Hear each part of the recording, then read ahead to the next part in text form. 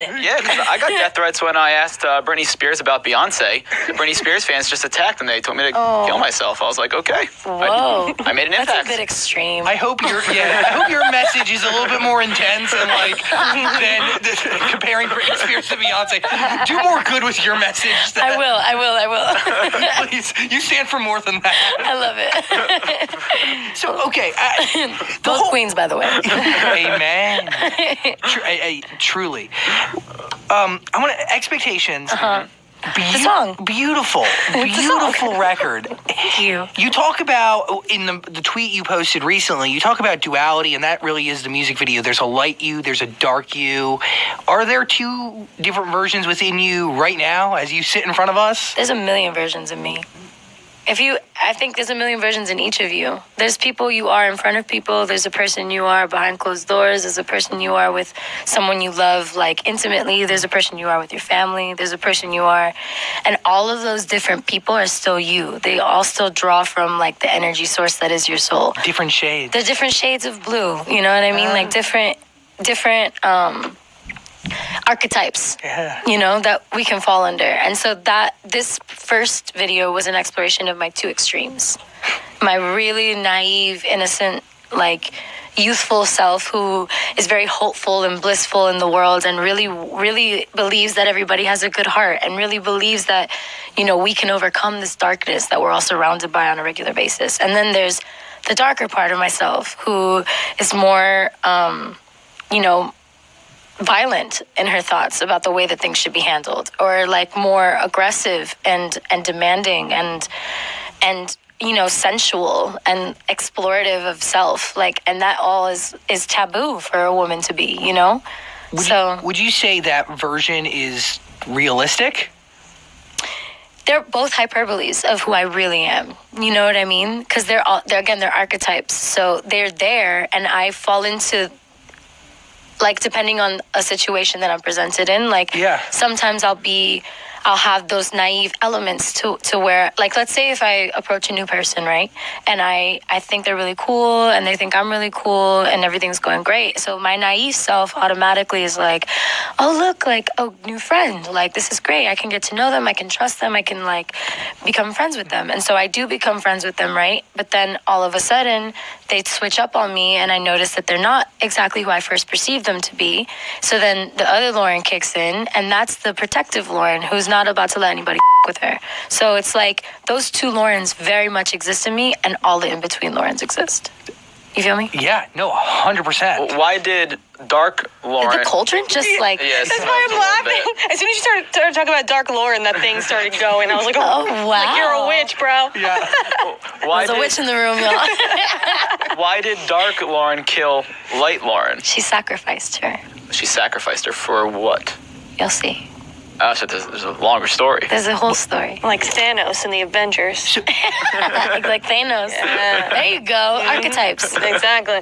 You refer to expectations as a story, so is the album that is coming made up of different stories to tell a larger one? So the music, I haven't given a story. You know what I mean? When I go in and make music, like, I'm trying to draw from the most real place I possibly can that day.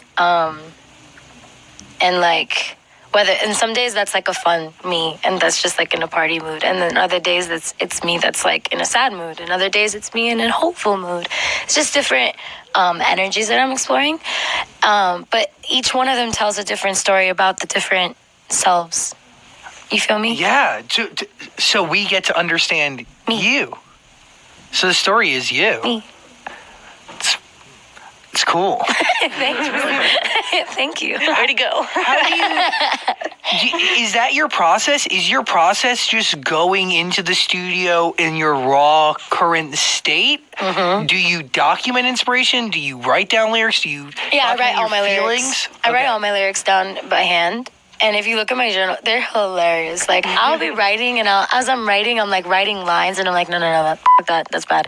And then I'll keep writing those. So then by the end of me writing a song, like, if these are the 2 pages, it's like one line is up here, one line's over here, the other one's over here, this one's over here. And as I'm singing it, I'm like trying to find it on the page. I'm like, I need to like write this down like straight.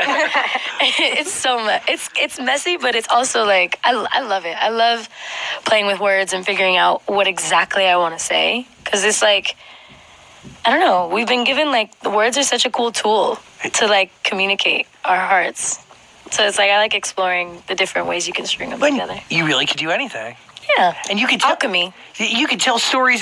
You could use so many different words, and words that might not even have like the most basic meaning of them or the most like generalized meaning You of can them. also give new meanings to words. That's it. Yeah, that's the best. I love like writing abstractly too sometimes, like in a more poetic form that's more like, it's not so tangible and not so confessional, because Expectations is real confessional. Like the lyric is very like my stream of consciousness of what I'm thinking, and then rhyming a few inner things, you know? But some songs are just poems, more like you have to think about them. You can't just sit there and be like, I get what she means. Unless like unless you're in my brain. Or, which I love about art, you read it and you're like, holy shit, like this is exactly how I'm feeling, but I never thought to express myself that way. This is what it means to me. Exactly. I love songs like that. And I Me think too. we're in a phase of music where they're coming up more and more and more. And I never, they didn't totally go away, but I think more and more are, more and more are coming back to the mainstream. And just like, I don't know. Great agree with stories have been lost, and I think agree. they're on the rise, baby. I think we've been hearing a lot of people's stories, but not really from the people performing them. You know what? You hit the nail on the head. Do you think, as somebody who performs, can you ever fully invest yourself in a story that doesn't belong to you? No, I'm not taking anybody's songs. No, but can a performer, not you? Oh, but sorry. somebody. Excuse me. Yeah, not you at all. I know it's all you. I thought that was a direct question. Oh, no. But like, could any performer out there? Do you think it's possible?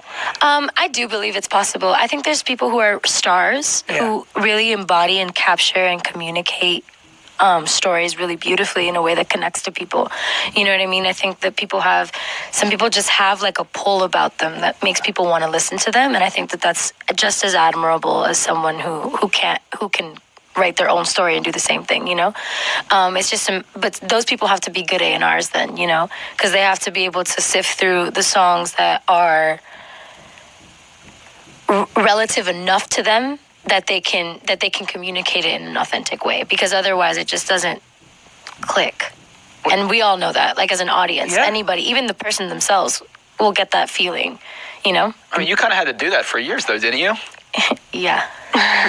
And I did not connect. And it was obvious. And if it wasn't obvious, I'm a great actress. You should hit me up for some roles. Nice. I loved watching your dance break in the music video. Oh my God, thanks. Oh, it was so sexy. Oh, well, thank you. Beautiful. Thanks, man. Felt it. Like it was. I can feel your frustration. It's awesome. Dude, I wish I could do that. Not gonna lie. I would love. Wait, can I please get a video of you attempting to do that Yes. choreography? I'd love to see him try. Give him the latex suit, too. I need it. I need that in my life. As long as everyone I'm does. wearing heels and latex. Make him do the Expectations challenge. Oh, Make him do it. that, please. Yes. Comment below. Comment below if you would like to see a video of Zach saying Please. in a latex outfit doing my choreography. We all do. So 2018 right now. I love it. What is the full Expectations story? Like, why did you decide to write that one? I didn't really decide to write it. It kind of wrote itself. I was just in a pissed off mood and didn't know how to express my feelings talking, because it just wasn't working or getting out right. So I wrote it. I wrote about it. Usually when I can't say something, I try to write about it, like a letter or a journal entry or a poem, just some way to express it through words, because I just feel better, like, putting it out through words.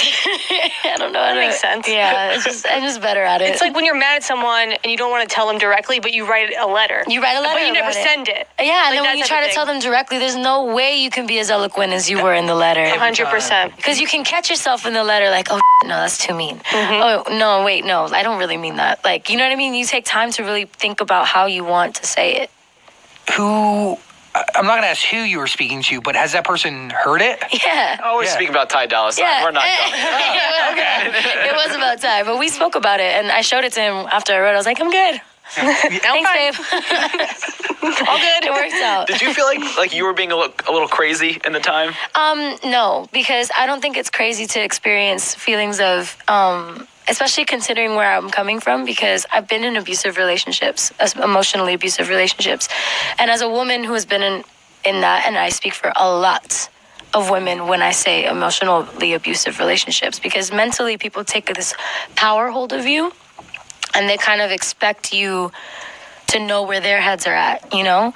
And as someone who has I have really bad anxiety, and I have stuff that I get triggered by, and that's just that's not crazy, that's just me, you know what I mean? And so I was upset in the moment, and the lack of communication I was still upset about. You know what I mean? It was still, and I still think I was valid in being upset about the lack of communication, because the lack of communication is what essentially led to my worrying and getting out of hand with the worrying, which I shouldn't have done, and I actually dramatized for the sake of the song, because this doesn't happen every time. But it still was that kind of exploration again of that feeling of not being able to get a streamline of communication between you and your partner, just because one of you feels like I don't have to, you know, and you do have to if you want to be in a healthy relationship with someone. How do you have any sort of relationship with any human being ever and not communicate? It's true, but a lot of us are really present in them on a daily basis. Yeah, you're right. but and maybe some of that fear of communication or lack of communication stems from a fear of confrontation. Absolutely, always. And you don't want to hurt the person you love either. And you don't want to cause a problem. You don't want to cause a scuffle. It would be cool, I think, if we as a society got to a place where bringing up problems wasn't necessarily a need for confrontation. And that's what I say. I said, I say with no confrontation, I really wish we could talk about it instead. I really wish we could just sit here and I'm upset about something, but I don't have to come at you in order for you to register that it's valid that I'm upset. You know what I mean? Yeah. I want to be able to be hey, this is something that really hurt me. And for that reception to come in of oh, wow, something hurt you? How can we make this better? You feel me? That's the real test of love, isn't it? Exactly. I 100% think so.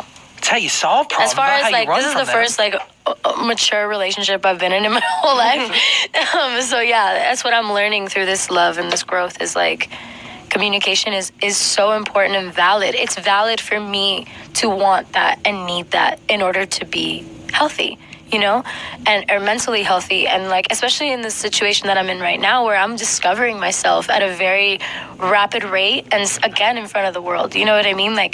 This is the art that I'm making is super vulnerable, really genuinely coming from a place in my soul. So when I put it out in the world, it's not, it first of all takes time and effort and thought and energy to put it together.